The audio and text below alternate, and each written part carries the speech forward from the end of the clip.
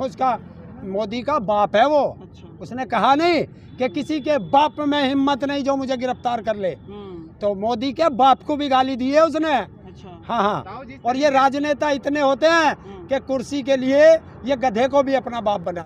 कहाँ थे वो हिंदू के ठेकेदार जब हिंदू के बच्चे तड़प तड़प के मर रहे थे, हिंदू के बुजुर्ग तड़प तड़प के मर रहे थे। ना ऑक्सीजन है, ना दवाई है, ना बेड है, ना हॉस्पिटल है। और जिस बच्ची ने, छोटी बच्ची ने इसके पीएम केयर फंड में अपनी गुल्लक तोड़ के 5100 या कितने रुपए दिए थे, वो लड़की बिना दवाई बिना ऑक्सीजन के मर गई, तो कैसे कहोगे तुम?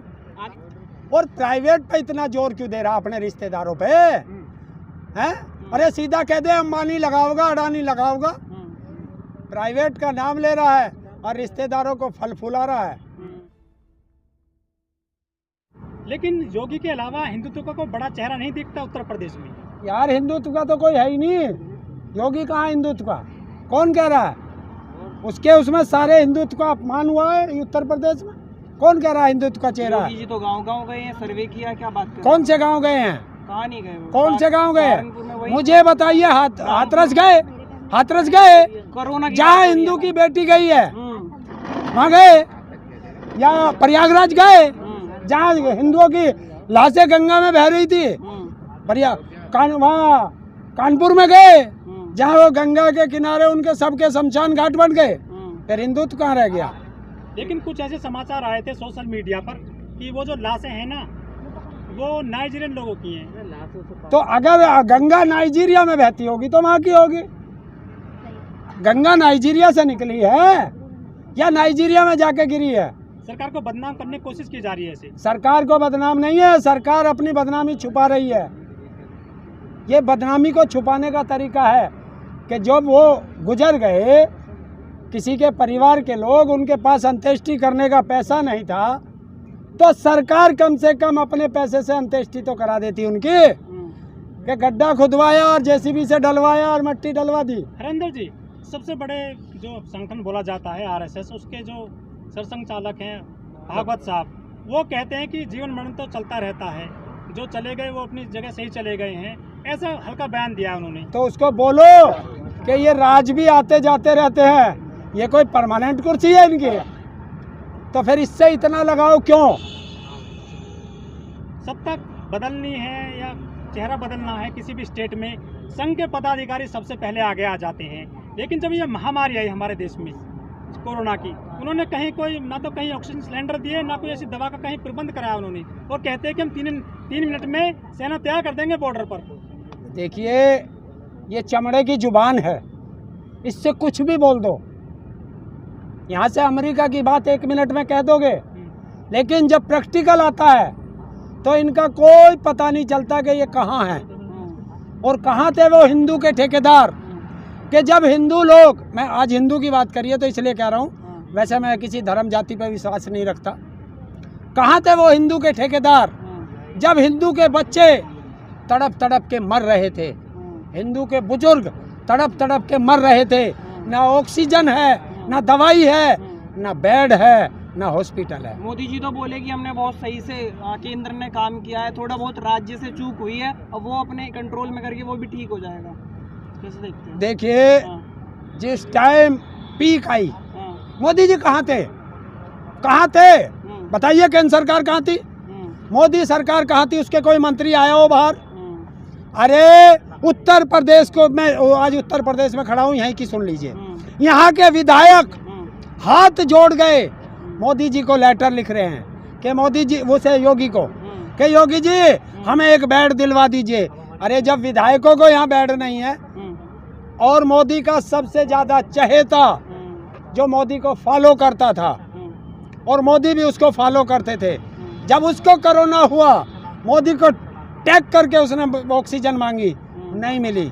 और जिस बच्ची ने, छोटी बच्ची ने इसके पीएम केयर फंड में अपनी गुल्लक तोड़ के 5100 या कितने रुपए दिए थे, वो लड़की बिना दवाई बिना ऑक्सीजन के मर गई, तो कैसे कहोगे तुम? तो उन्हें किसानों का जूता दिखाई दे रहा, 2022 का चुनाव आ रहा, वे उससे डर रहे कि जब जाएंगे गांव में तो जिस जनता ने उनको चुन के भेजा था कि हमारी बात विधानसभा में करना, वहाँ उन्होंने करी नहीं।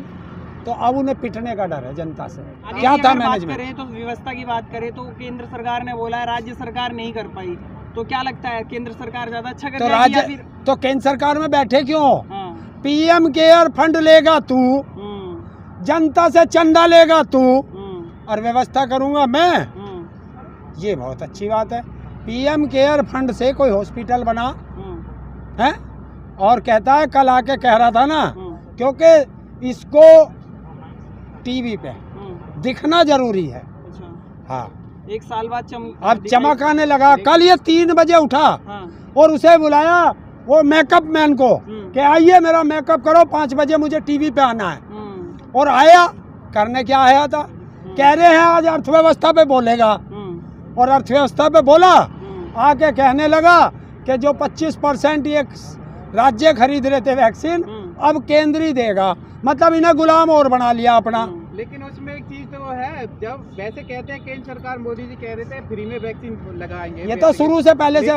लेकिन अब प्राइवेट अस्पतालों में 150 रुपए की मिलेगी, ये भी कहा है। तो क्या माने, फ्री है या पैसे से है? कौन कह रहा है 150 रुपए की मिलेगी?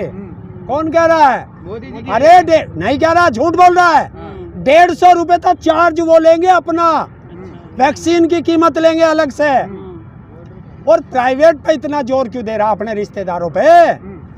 हैं? अरे सीधा कह दे अंबानी लगाओगा, अडानी लगाओगा।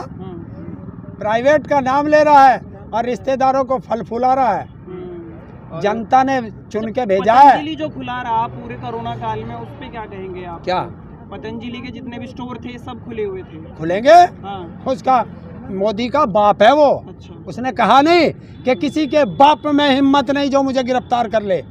तो मोदी के बाप को भी गाली दी है उसने। अच्छा। हाँ हाँ। और ये राजनेता इतने होते हैं कि कुर्सी के लिए ये गधे को भी अपना बाप बना लेंगे। जिस तरीके से महंगाई बढ़ रही है, पेट्रोल 100 के पार पहुंच गया कई राज्यों में, और वो एक विधायक कहते हैं बीजेपी के कि आप महंगाई आपको ज्यादा लग रही है तो खाना छोड़ दो, बाइक चलाना छोड़ दो। क्या कहेंगे इस पे? हर इन विधायकों से कह दो कि अपने बाप से कह दो सत्ता छोड़ दो। जब 300 साढ़े 300 रुपए का सिलेंडर था, इनकी सांसद प्रधानमंत्री को चूड़ियां भेंट करती थी, क्योंकि उस प्रधानमंत्री की कोई वैल्यू नहीं थी।